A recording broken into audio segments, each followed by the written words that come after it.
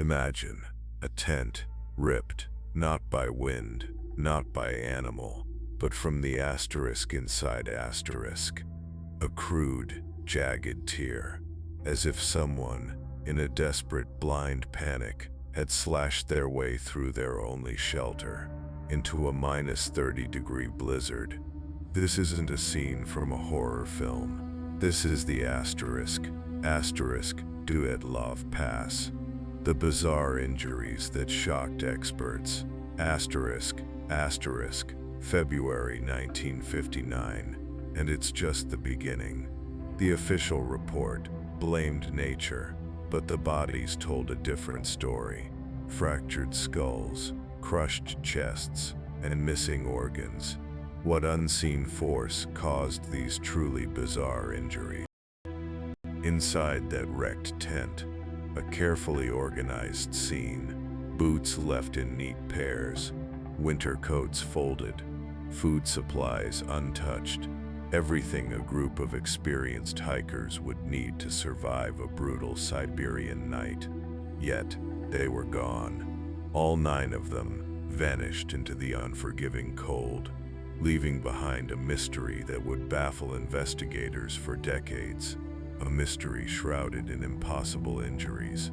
What could force 9 seasoned adventurers to abandon their camp barefoot into a deadly storm? What could shatter bones without leaving a single external mark?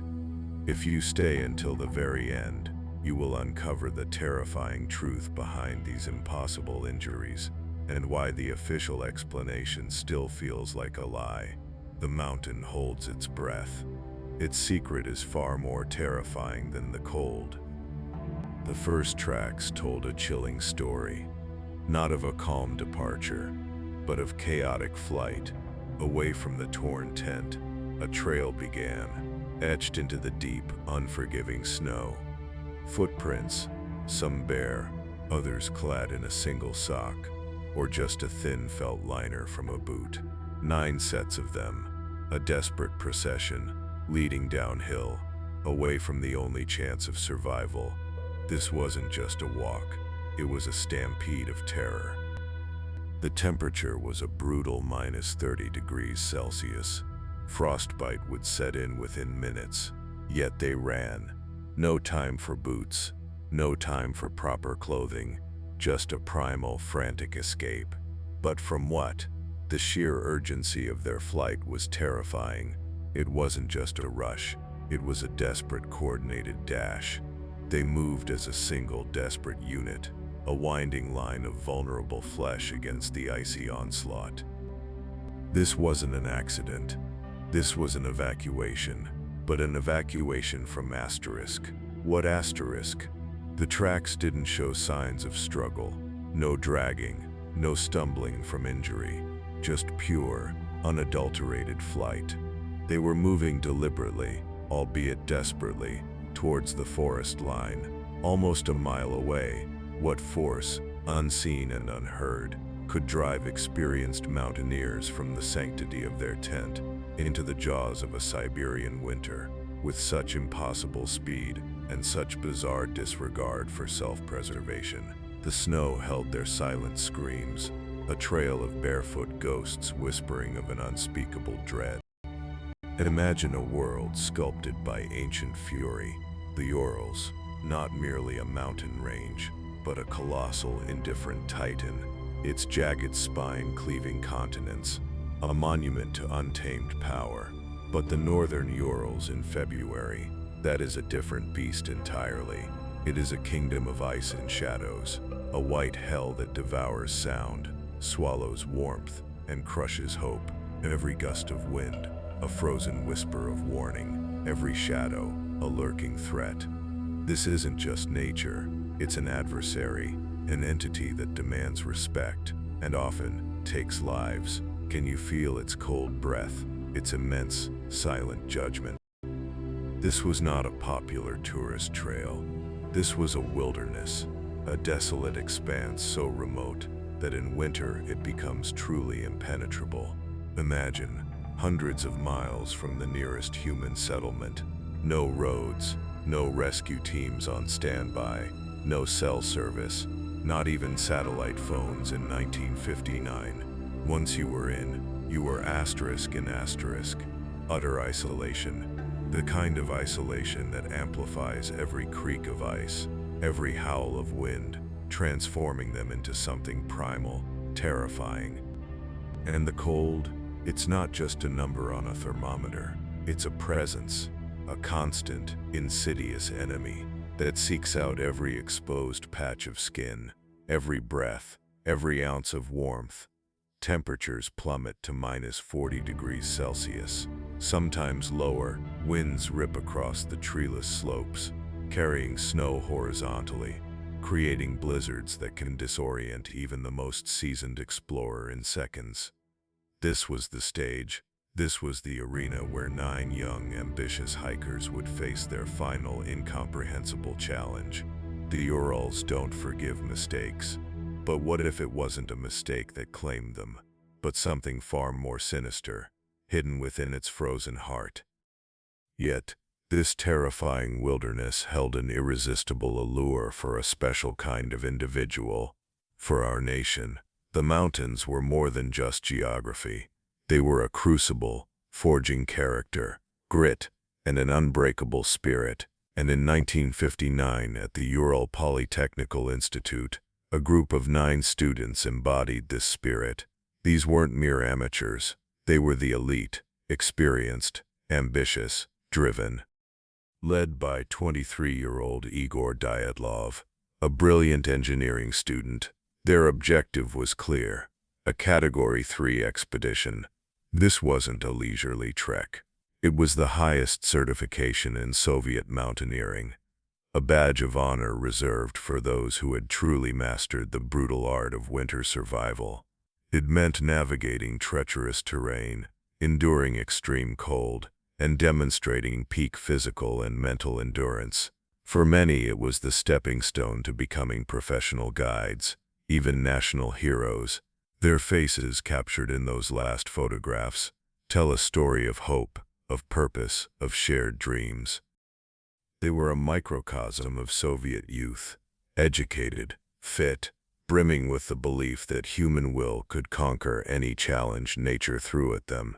Yuri Doroshenko, Lyudmila Dubanina, Alexander Kolovatov, Zinaida Kolmogorova, Georgy Krivonishenko, Rustem Slobodin, Nikolai Thibault-Brignoles, and Alexander Zolotaryov. 9 individuals, all with unique skills, bound by a common goal. They trained rigorously, planned meticulously, every detail accounted for. They believed they were ready, but the mountains had a secret waiting for them, a test far beyond any Category 3 certification, a test that would challenge not just their bodies but the very limits of human comprehension. Yet there was a 10th, a figure often overlooked in the legend, but critical to its chilling start: Yuri Yudin. He was part of the original vibrant group, his laughter echoing with theirs, his ambitions intertwined. But fate, or perhaps something more, ominous asterisk, intervened. Just before they left Vizhay, the last inhabited settlement, Yudin fell ill. Excruciating pain in his leg, a sudden debilitating sciatica. He had to turn back. He watched them go. A pang of disappointment. Yes, but also a sense of detachment. He was the only one, the vanishing 10th, a survivor by sheer, agonizing luck. He saw their confident strides, heard their fading calls, unaware he was witnessing their final moments as a complete unit. He didn't know it then, but his illness was his salvation, his agony, his escape. He carried that weight for the rest of his life, the ghost of what might have been, of what almost was. He became the living echo of the Dyatlov Pass. And as the days turned into weeks, and no telegram arrived from the 9, the world would begin to wonder, was Yudin's departure merely an unfortunate illness, or a premonition, a dark whisper from the mountain itself, sparing one, to leave a witness to its unspeakable secret? Their meticulous plan, a fragile lifeline thrown across a chasm of the unknown. February 12th. A simple date, a promise. Upon their return, Igor Dyatlov would send a telegram, a mere 5 words. "We are back." A confirmation of survival, a signal to the world they had defied the mountain, and won. This wasn't just bureaucracy, it was a pact, a sacred agreement with those left behind, a crucial thread connecting them to safety. But what if that thread, so carefully spun, was already fraying? What if the mountain had other plans for their return? The 12th, it arrived, and then it vanished, like a breath on a frozen window. No one worried, not yet. Expeditions, they reasoned, often faced delays. The mountain demanded patience, a few extra days, a week. It was common. The vastness of the Urals commanded respect, demanded time. They were experienced, they were prepared, or so everyone believed. No alarm bells rang, not a single one, just the quiet, relentless march of time, each passing moment eroding a fraction of that initial naive calm, a calm that would soon shatter. But as February stretched on, a subtle unease began to creep in. The 20th, still nothing. The 23rd, silence. The deadline wasn't just missed, it was obliterated asterisk. Each passing day, the silence from Vizhai grew heavier, transforming from a minor delay into a deafening void. A cold dread, a phantom limb of anxiety, began to form in the hearts of those waiting. This wasn't just late anymore. This was *2, late. Something was profoundly wrong. The unbroken promise had shattered. The quiet anticipation, once a gentle hum, now clawed at them. A deadline had passed. A dark clock was ticking, each second echoing in the growing void of uncertainty. As the final desperate days of February dwindled, the question shifted, from "when will they arrive?" to a far more chilling guttural whisper, "where are they?" The mountain, once a silent challenge, now stood as a silent witness, a colossal, unforgiving entity, and it held its secrets close, too close. A palpable sense of dread began to creep in, a cold tendril wrapping around every heart. What unspeakable truth was it guarding? The mounting silence couldn't be ignored any longer. By February 26th, the alarm bells weren't just ringing, they were screaming.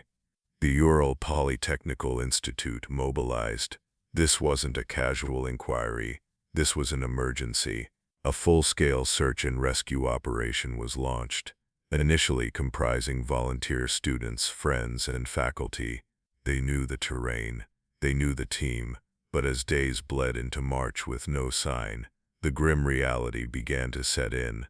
This wasn't a lost backpack, this was a lost expedition.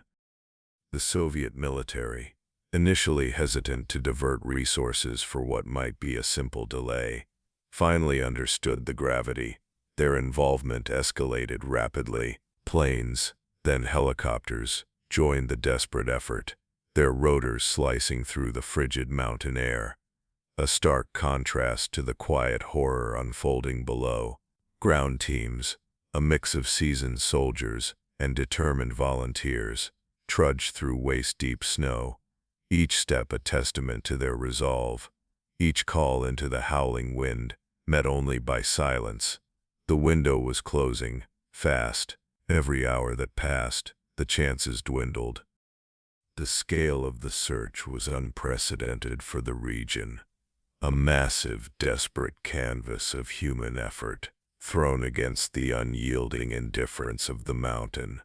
Families waited, their faces gaunt, eyes fixed on the horizon, praying for a miracle that felt less likely with every brutal sunrise. The question lingered, a freezing whisper. What force could have swallowed 9 experienced mountaineers so completely? What could be so powerful, so absolute, that even the combined might of the Soviet states struggled to find a single trace. The race against time was on, and the clock was ticking towards an unimaginable end. Then, on February 26th, a breakthrough, or perhaps a breaking point, near the headwaters of the Lozva River, a search party, led by Mikhail Sheravin, stumbled upon it. Not a sign of life, but a terrifying confirmation of death. High on the slopes of Kolotsiakol, the dead mountain, under a massive ancient Siberian pine, they found them, not the living, breathing adventurers they sought, but something else entirely, something utterly, horrifyingly wrong. The silence that followed was not merely the absence of sound, it was the chilling presence of absolute dread. The mountain had spoken, and its message was a nightmare. Two bodies, barely clothed, Georgy Krivonishenko and Yuri Doroshenko. They lay face down, frozen solid, their bodies contorted. Krivonishenko wore only underwear, a shirt, and one sock. Doroshenko, similarly exposed, had a single t-shirt and thin trousers. Both had severe burns on their hands and feet, consistent with trying to warm themselves near a fire that must have been burning just before their demise. But it was the tree itself that told a darker story. Its lower branches, some as high as 5 meters, were snapped, scarred, stripped of bark. This wasn't a quiet surrender to the cold. This was a frantic, desperate climb. Remember the torn tent, the barefoot tracks leading into the blizzard, the desperation you felt then. Now you understand the grim confirmation of that terror. 2 young men, burned, barely clothed, desperately climbing a tree in a -30°C storm. But this is only the beginning of the horrifying discoveries, the real truth of the Dyatlov Pass, the bizarre injuries, the missing organs,